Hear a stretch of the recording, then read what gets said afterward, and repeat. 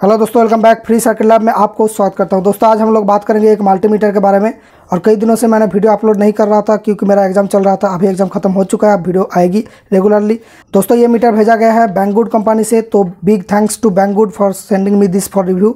और इस मीटर का रिव्यू में मैं बात करूँगा कि ये मीटर कितना दाम में आता है, कैसा कैसा फंक्शनलिटी है इसके अंदर और किस तरह से ये काम करता है, इसके अंदर भी खोल के दिखाऊँगा और सारे कुछ आपको दिखाऊंगा। बाद में मैं सजेस्ट करूंगा कि ये लेना ठीक होगा कि नहीं होगा। तो चलिए इस वीडियो को शुरू करते हैं। तो फर्स्ट आप लोग ओपन करेंगे तो यहाँ पर आपको एक पॉलीथीन के अंदर एक पाउच बैग मिल जाएगा और उस बैग के अंदर आपका मीटर है। तो इसको अभी थोड़ी देर के लिए रखते हैं साइड में और इसका जो प्रोब है इसको देखते हैं। तो ये प्रोब जो है आता है इस तरह की, जो प्लास्टिक वाली प्रोब आती है। तो ये उतना ज़्यादा महंगा नहीं लगता है। ये जो मीटर है ये लगभग 5,000 रुपये का है। तो इसका जो प्राइस है ये बैंगगुड में आपको दिखा रहा है, देखिए। और इस प्रोब्स के साथ यहाँ पर 2 कैप मिलता है और यहाँ पर 2 और कैप आपको मिल जाता है और एक मैनुअल बुक आपको इस बॉक्स के अंदर मिलता है। इस बुक में पूरा फंक्शनलिटी इसका डिस्क्राइब किया हुआ है क्योंकि ये कैसे काम करता है, इसके अंदर जितना फंक्शंस है वो आपको ऐसे ही समझ में नहीं आएगा, ये मैनुअल पढ़ने के बाद ही समझ में आएगा। अब दोस्तों फाइनली इसकी बारी है। तो यहाँ पर जो मीटर है इसको निकालते हैं तो ये लगभग ऐसा दिखता है मीटर। तो इसके अंदर जो डिस्प्ले है ये नॉर्मल मीटर में जो 7 सेगमेंट वाले डिस्प्ले दिखता है ऐसा नहीं है। इसका डिस्प्ले जो है मोबाइल की डिस्प्ले की तरह ये पिक्सल वाले डिस्प्ले है। ओके, तो ये इसकी एक खास बात है, लेकिन ये एक बुरी बात भी है, मैं बताऊंगा आगे। इसके साथ बैटरी इंक्लूडेड नहीं आती है। मैंने यहाँ पर बैटरी लगाया 3 AA सेल से चलती है ये, मतलब कि 4.5 वोल्ट से। तो आप लोग बाद में चाहे तो इसको लिथियम बैटरी से रिप्लेस कर सकते हैं खुद का रिस्क लेके। दोस्तों फर्स्ट ऑफ इसका कुछ ओवरव्यू दे दिया जाए। इसका जो डिज़ाइन है वो काफ़ी अच्छा है, काफ़ी अच्छा लगता है और ये पकड़ने में भी आसान है। इसके साइड में जो रबर की कवर मिलता है वो नहीं आता है इसके साथ, तो इसको आप गिराए मत क्योंकि इसका जो डिस्प्ले है पिक्सल वाला है, ये प्रॉब्लम हो सकती है, इसके साथ ख़राब हो सकती है। और दोस्तों इसके साथ जो स्विच वगैरह है फंक्शन की 4 है और इसके साथ 2 और स्विच है। ये है ऑसिलोस्कोप मोड में एंटर करने के लिए। हाँ भाई, ये एक स्कोप मीटर है, ऑसिलोस्कोप और मीटर एक साथ, ग्राफिकल मल्टीमीटर यहाँ पर देखिए लिखा हुआ मिलता है। और इसका जो एस फंक्शनलिटी है इसमें आप लोग कुछ वेब फॉर्म और कुछ जो वोल्टेज की डाटा रीडिंग ये सब सेव कर सकते हैं। और इसके साथ जो सिस्टम्स आपको मिलता है ये है ऑफ पोजीशन और इस साइड में भी ऑफ पोजीशन है। तो इसके बाद ये पहला वाला पोजीशन है मिलीवोल्ट की।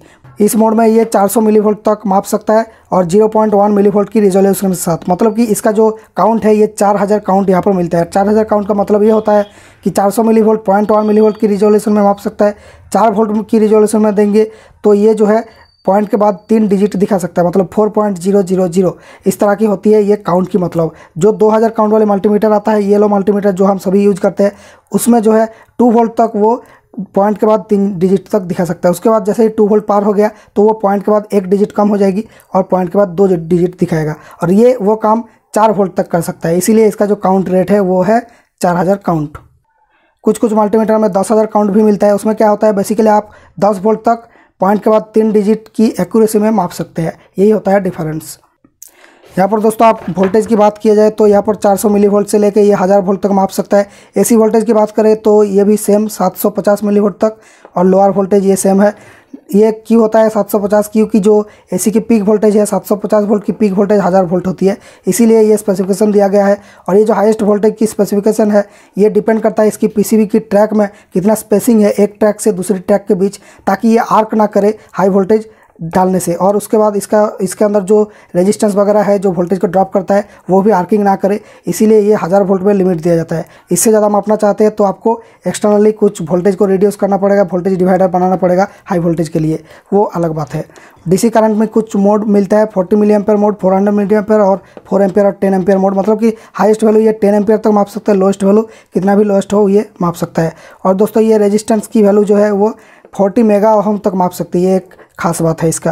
कैपेसिटेंस की बात करें तो ये जो है लोअर वैल्यू की कैपेसिटेंस सारे माप लेगा और हाईएस्ट वैल्यू 10 मिलीफेराड मतलब कि 10,000 माइक्रोफेराड तक ये माप सकता है। उसके बाद दोस्तों इसका फ्रीक्वेंसी रेंज है 5 हर्ट्ज से 5 मेगाहर्ट्ज तक, ये फ्रीक्वेंसी भी मापेगा 5 मेगाहर्ट्ज तक।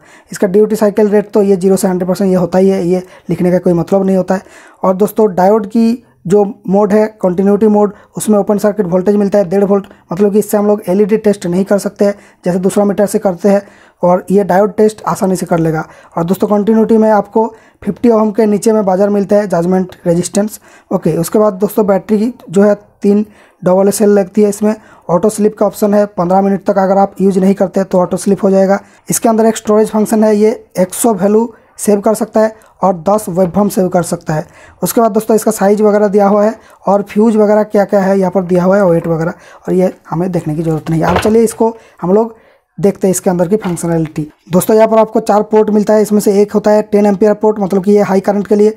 उसके बाद लो करंट और कैपेसिटेंस की एक पोर्ट मिलता है और एक वोल्ट ओम ये पोर्ट मिलता है। ये पोर्ट सबसे ज़्यादा यूज होती है पॉजिटिव के लिए, और एक नेगेटिव की कॉमन पोर्ट मिलता है। और पॉजिटिव वाला पॉइंट ये तीनों में आप स्विच कर करके लगा सकते हैं, जो नेगेटिव है वो इसी में लगाना पड़ेगा। तो चलिए इसको लगा देते हैं हम लोग। वोल्टेज मापेंगे इसलिए वोल्ट ओम की प्रोब में इसमें लगाया पोर्ट में। ओके, तो मैंने मिली वोल्ट मोड में दिया, तो हम लोग एक मिली वोल्ट चेक कर लेते हैं इससे, एक 1.5 वोल्ट की बैटरी से। तो ये ओवर लिमिट दिखा रहा है क्योंकि ये 400 मिली वोल्ट की रेंज में है। यहाँ पर देखिए रेंज लिखा हुआ है, तो हम लोग इसको वोल्ट में देके ये माप सकते हैं।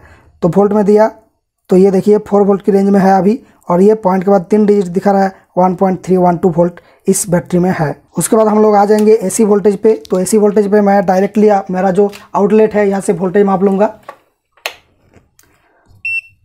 तो देखिए ये 220 वोल्ट के आसपास है और ये एक हाई वोल्टेज की सिग्नल दिया।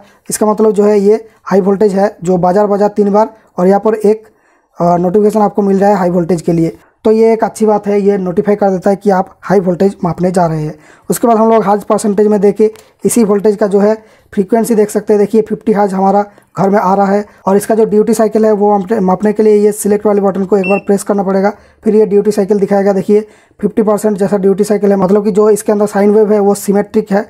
और इसका साइन वेव का अगर आप देखना चाहते हैं तो यहाँ पर आर बटन को प्रेस करके रखना पड़ेगा, और ये देखिए ये खास साइन वेव आपको दिखा दिया ऑटोमेटिक रेंज सिलेक्शन करके। तो देखिए ये ऑसिलोस्कोप के जैसा वेबफॉर्म भी दिखाता है।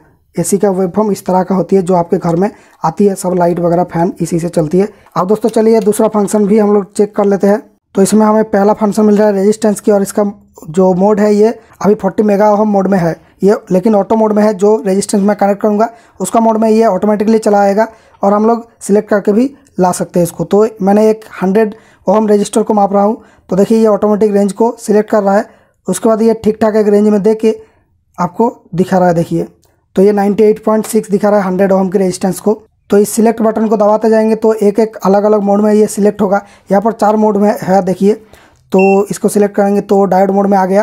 तो यहाँ पर आप लोग डायोड टेस्ट कर सकते हैं, डायोड की जो फॉरवर्ड वोल्टेज होती है वो। तो चलिए इस वाले डायोड का फॉरवर्ड वोल्टेज मेजर कर लेते हैं। तो देखिए 0.16 वोल्ट दिखा रहा है, मतलब कि ये एक शॉर्ट की डायोड है। और ये रहा हमारा प्यारा 4007 डायोड, जो हम सभी ज़्यादा यूज करते हैं इसको। तो इसका जो वोल्टेज ड्रॉप है ये 500 मिली वोल्ट के आसपास है। तो ये है एक नॉर्मल डायोड। तो नॉर्मल और शॉर्टकी डायोड में डिफरेंस यही होता है, शॉर्टकी डायोड बहुत ही फास्ट रिकवर कर सकता है, मतलब कि हाई फ्रीक्वेंसी में ये ऑपरेट कर सकता है, क्योंकि इसका जो फॉरवर्ड वोल्टेज है वो बहुत ही कम है। तो इसीलिए इसको जो है हाई फ्रीक्वेंसी की चार्जर वगैरह में, यानी जो पावर सप्लाई वगैरह है, फ़ोन की चार्जर, ये सब में यूज़ किए जाते हैं। और ये जो है लो फ्रीक्वेंसी एप्लीकेशन में, जैसे कि मेंस 50 हर्ट्ज जो आपको दिखाया उसमें यूज़ किया जाता है। तो इसको ब्रिज रेक्टिफायर में यूज़ किया जाता है, क्योंकि ये स्लो काम करता है। तो ये 50 हर्ट्ज में और ये फास्ट काम करता है, इसलिए जो चार्जर के अंदर 50 किलो हर्ट्ज जैसा फ्रीक्वेंसी रहता है वहाँ पर इसको यूज़ किया जाता है। तो आई होप आपको ये जानकारी पसंद आया। अब दोस्तों हम लोग देखते हैं एलईडी को ये जला पाता है या नहीं। तो बड़ा वाला लीड होता है पॉजिटिव, तो ऐसे हम लोग लगाया, लेकिन एलईडी हमारा जो है नहीं जल रहा है, क्योंकि 1.5 वोल्ट इससे आउटपुट होती है, लेकिन ये एलईडी मिनिमम 1.8 वोल्ट में जलती है, क्योंकि ये रेड एलईडी है।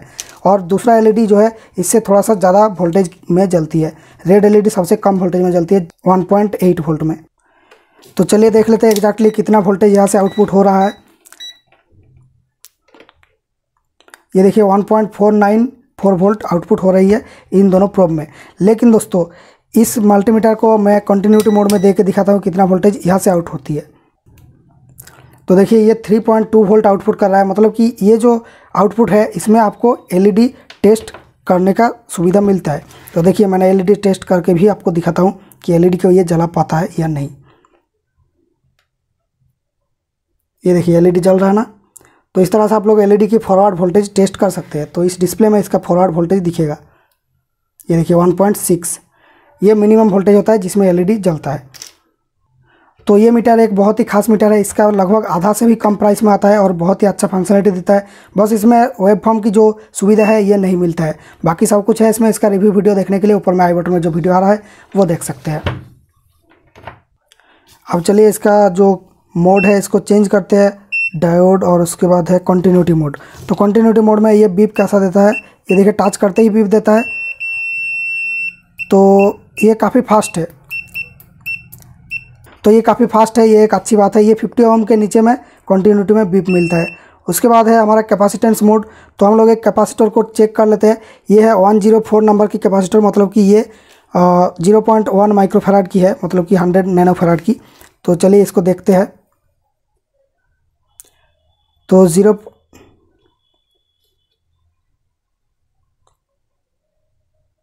100 नैनोफैराड की है, लेकिन यहाँ पर 55 नैनोफैराड दिखा रहा है। तो इस चीज़ को वेरीफाई कर लेते हैं दूसरा मीटर से। और हाँ भाई 57 इसमें भी दिखा रहा है, तो ये कैपेसिटर ही फॉल्टी है। तो इन दोनों मीटर में लगभग सेम रीडिंग आया है। अब दोस्तों देखिए एक और फंक्शन आपको दिखा दिया जाए। ये जो लीड है, इन दोनों को खोल दूँ तो भी ये जो कैपेसिटेंस की एक वैल्यू यहाँ पर रह जाती है। तो इस वैल्यू को जब हम लोग माप रहे हैं तो इस वैल्यू को माइनस करना पड़ेगा, लेकिन यहाँ पर एक फंक्शन दिया ही हुआ है जिसके चलते आपको ये माइनस खुद नहीं करना पड़ेगा, ये मीटर खुद कर देगा। तो यहाँ पर आपको रिलेटिव मेजरमेंट दबाना होगा, REL जो है ये वाली की दबाना होगा। तो रिलेटिव मेजरमेंट दबाएंगे तो देखिए ये वैल्यू 0 हो चुका है, और जो रेसिडुअल वैल्यू है वो यहाँ पर 0.25 आ चुका है। तो आप जो मापेंगे वो एब्सोल्यूट वैल्यू आपको मिलेगा, जो रेसिडुअल था वो हट जाएगी। अब देखिए 55.7 जो रेसिडुअल है वो यहाँ पर रह जाएगी। तो इस तरह से आप ओनली कैपेसिटेंस मोड में नहीं, कोई भी मोड में जो प्रोब के रेजिस्टेंस होता है, इसको आप लोग अगर रेसिडुअल को हटाना चाहते हैं तो ये रिलेटिव फंक्शन को यूज कर सकते हैं, या फिर कोई भी वोल्टेज वगैरह कहीं पे भी आपको रिलेटिव मेजरमेंट करना है तो इस चीज़ को आप लोग यूज कर सकते हैं। अब दोस्तों इसके बाद की फंक्शन है मिलीफेराड, मतलब कि कोई हाई वैल्यू की कैपेसिटेंस वो मेजर करने का। तो देखिए ये 1000 माइक्रोफैराड मतलब कि 1 मिलीफेराड की कैपेसिटर है। तो इस चीज़ को हम लोग मेजर करके देखते हैं, इसलिए आपको जो है दो प्रोब को इन दोनों के बीच लगाना पड़ेगा। तो इसको लगा दिया यहाँ पे। अब हम लोग इस कैपेसिटर को मेजर कर सकते हैं। ये देखिए 1 मिलीफेराड यहाँ पर दिखा रहा है। तो इस तरह से आप लोग 10 मिलीफेराड तक, मतलब कि 10,000 माइक्रोफैराड तक की कैपेसिटेंस मेजर कर सकते हैं। अब हम लोग चेक करेंगे मिली एम्पियर। तो मिली एम्पियर मोड में दे दिया। अब हम लोग इस बैटरी और इस रेजिस्टेंस के मदद से इसको शॉर्ट करेंगे, तो कुछ मिली एम्पियर करंट फ्लो होना चाहिए। तो ये नहीं हो रहा है क्योंकि इसका जो प्रोब है ये मैंने गलत जगह पे रखा हुआ है। तो इस चीज़ को यहाँ पर मिली एम्पियर की पोर्ट में देना पड़ेगा। अब ये वैल्यू दिखाएगा, देखिए 12 पॉइंट समथिंग मिली एम्पियर जा रहा है। अब एम्पियर है 10 एम्पियर स्लॉट। अब एम्पियर इतना ज़्यादा कहाँ मिलेगा। चलो इस बैटरी को डायरेक्ट शॉर्ट कर देते हैं। तो ये करना रिकमेंडेड नहीं है, तो ये हर बैटरी के साथ नहीं कर सकते, लेकिन इस बैटरी के साथ कर सकते हैं क्योंकि इसका जो इंटरनल रेजिस्टेंस है ये बहुत ही ज़्यादा हाई है एक लिथियम बैटरी के कंपैरिजन में। इसलिए ये सब बैटरी को शॉर्ट कर सकते हैं। ये 10 एम्पियर करंट नहीं दे सकता, लेकिन ये सब बैटरी को शॉर्ट ना करे, ये 10 एम्पियर से भी कई ज़्यादा गुना करंट आपको दे देगा, और ये इस मीटर के अंदर जो फ्यूज़ है 10 एम्पियर वाली उसको उड़ा सकता है। तो इसलिए मैं जस्ट आपको टेस्ट करने के लिए ये शॉर्ट करके दिखा रहा हूँ। तो मिली एम्पियर में है और एम्पियर का पोर्ट यहाँ पर है 10 एम्पियर, तो इसमें लगाना पड़ेगा। अब देखिए 1 एम्पियर से थोड़ा सा कम ये दे रहा है करंट। तो इस तरह से आप लोग करंट वगैरह टेस्ट कर सकते हैं। और लास्ट मोड यही था, अब ऑफ हो गया। अब दोस्तों कुछ स्विच की सिस्टम भी आपको दिखा दिया जाए, ये सब फंक्शन क्या करती है। तो यहाँ पर देखिए जो R है ये है आपका रेंज सिलेक्टर। तो यहाँ पर देखिए 4 एम्पियर सिलेक्ट किया हुआ है, तो इसका 8 दबाएंगे तो ये जो है रेंज सिलेक्ट हो जाएगा। देखिए 40 हो गया। तो हालांकि ये 40 एम्पियर सपोर्ट नहीं करता, बस 10 एम्पियर सपोर्ट करता है। तो वोल्टेज मोड में देंगे तो ये ज़्यादा अच्छे से समझ में आएगा। तो देखिए रेंज सिलेक्ट कर रहा हूँ, तो ये जो है जो आपका रेंज है ये 4 वोल्ट, 40 वोल्ट, 400 वोल्ट और 1000 वोल्ट, इसमें ये स्विच हो रहा है। ये R दबा रहा हूँ तो, और R को ज़्यादा देर तक दबा कर रखेंगे तो ये वेब फॉर्म डिस्प्ले आ जाती है। वो ओनली वोल्टेज में नहीं, ये करंट में भी वेब फॉर्म दिखा सकता है, मतलब कि जिस चीज़ को आप माप रहे हैं उसी में ये वेब फॉर्म दिखा सकता है। उसके बाद दोस्तों ये रिलेटिव फंक्शन जो था, रिलेटिव मेजरमेंट आपको दिखा दिया। अब देखिए आपको होल्ड करने की सिस्टम दिखा था, वो मतलब आप चाहते हैं कि कोई भी वैल्यू जो यहाँ पर डिस्प्ले में है वो अभी कुछ देर के लिए डिस्प्ले में रहे और जो है सेव हो जाए, मतलब कि होल्ड हो जाए। तो आप क्या करेंगे, तो जो वैल्यू आप माप रहे हैं वो वैल्यू मापते मापते आपको एस वाले बटन को दबाना होगा। तो ये जो वैल्यू है ये स्टॉप हो जाएगा, चाहे मैं प्रोब को भी छोड़ दूं तो ये वैल्यू स्टॉप हो जाएगा, और ऊपर में जो रियल वैल्यू है वो दिखाता रहेगा। रियल टाइम वैल्यू जो है ऊपर में ये छोटी डिस्प्ले में दिखा रहा है, देखिए ये देखिए। लेकिन ये जो पहला वाला वैल्यू था ये यहाँ पर लॉक हो चुका है। और दोस्तों यहाँ पर एक और फीचर है, यहाँ पर जो मैक्सिमम मिनिमम की फीचर है, तो यहाँ पर दबाएंगे तो ये देखिए मैक्सिमम और मिनिमम दिखा रहा है। तो मिनिमम वैल्यू आपका 0 था, 0 पॉइंट समथिंग था, और जो मैक्सिमम वोल्टेज है मैं यहाँ पर माप रहा हूँ, ये देखिए, सॉरी ये मैं नेगेटिव में माप रहा हूँ, तो इसको पॉजिटिव करते हैं। तो मैक्सिमम वैल्यू जो है ये आपका सेव हो जाएगा। देखिए 0.248 था, तो 0.248 यहाँ पर मैक्सिमम में सेव हो गया देखिए, और मिनिमम -1.247 ये सेव हो गया, सॉरी 0 पॉइंट नहीं 1 पॉइंट था। तो इस तरह से आप लोग मैक्सिमम मिनिमम भी सेव कर सकते हैं। और दोस्तों वैसे भी काफ़ी लंबा हो चुका है वीडियो, तो मैं और 2-4 चीज़ें दिखा के इस वीडियो को ख़त्म करूँगा। तो ये जो ऑसिलोस्कोप मोड है, इसमें सिलेक्शन आप कैसे करेंगे, मतलब कि जो इसका टाइम बेस है और वोल्टेज डिवीज़न है वो कैसे आप चेंज करेंगे। अब देखिए इसमें मैं टाइम बेस को अगर चेंज करना चाहता हूँ, सॉरी पहले वोल्टेज बेस को चेंज कर लेते हैं। तो रेंज को मैंने सिलेक्ट किया, उसके बाद X1 और X10 दोनों फंक्शन है, तो X10 को दबाऊँगा तो ये 10 गुना से चेंज करता रहेगा। तो ये देखिए चेंज हो गया। आप X1 X3 में थोड़ा सा चेंज कर सकता हूँ, ओके 3 गुना, और ये 10 गुना चेंज। एग्जिट करूँगा, उसके बाद टाइम बेस में हम जाएंगे तो इसको दबाना पड़ेगा। फिर जो है आप हम लोग इसको इस तरह से टाइम बेस चेंज कर सकते हैं आगे पीछे करके। तो ये जो है 1 मेगाहर्ट्ज़ तक फ्रीक्वेंसी दिखा सकता है डिस्प्ले में। 1 मेगाहर्ट्ज़ मतलब कि होता है 1000 किलोहर्ट्ज़।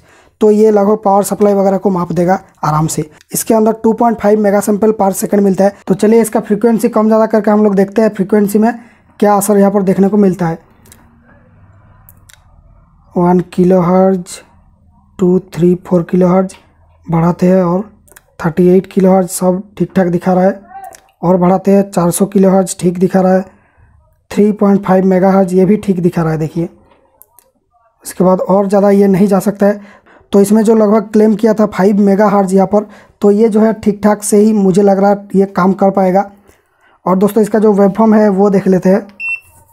अब 3 मेगाहर्ट्ज़ में है, ये नहीं दिखा पा रहा है, कम करते हैं फ्रीक्वेंसी को। अब देखिए इसका फ्रीक्वेंसी थोड़ा थोड़ा सा बढ़ा रहा हूँ,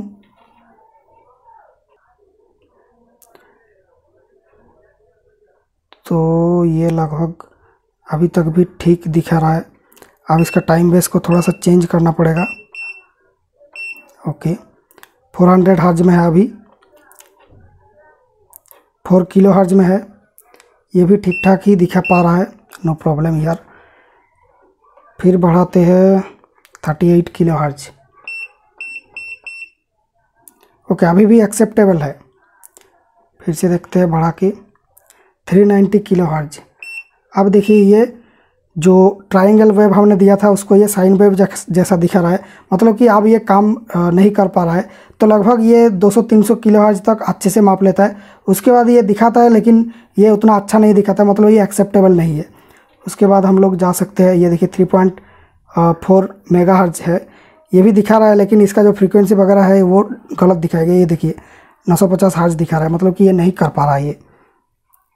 तो कम करके देखते हैं कितना तक ये कर पाएगा। 1.7 मेगाहर्ट्ज़, ये देखिए 1 मेगाहर्ट्ज़ मैंने दिया, तो यहाँ पर लगभग एक्यूरेट रीडिंग आ रहा है। इससे थोड़ा सा कम करते हैं, 800 किलोहर्ट्ज़ दिया। अब देखिए ये फ्रीक्वेंसी जो रेंज है ये ठीक हो चुका है।